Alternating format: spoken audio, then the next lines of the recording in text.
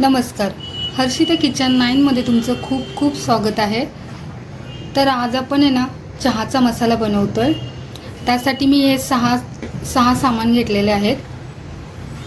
हे सहाही आपल्या शरीरासाठी खूप फायदेशीर आहेत। तर त्यासाठी बघा, 1 चमचा लवंग घेतले, अर्धा सुंठ घेतले, अर्धा जायफळ आहे, 5-6 दालचिनी आहेत, पोह्याचे 2 चमचे इलायची आहेत आणि 1 चमचा काळी मिरी आहे। आता हे सर्व आपण पॅन मध्ये ना हलकं भाजून घ्यायचं असतं। तर ते भाजून घेऊया। तर आता आपले पॅन गरम झाले, ते सर्व मसाले ना थोडेसे हलके असे भाजून घ्यायचे, हलके भाजायचे।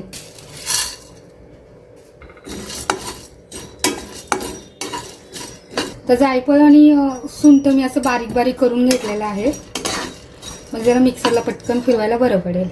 कारण हे ना स्लो गॅसवरतीच भाजायचे, थोडेसे याला गरम होऊन द्यायचे। तर हाताला असा चटका बसेल असा एवढंच भाजायचं आहे। आता आपले मसाले भाजलेत, तर गॅस बंद करूया। तो खूप असं बारीक नाही करायचं मिक्सरला, बघा हा असा ठेवायचा। तर मस्त असा आपला चहाचा मसाला तयार झालेला आहे।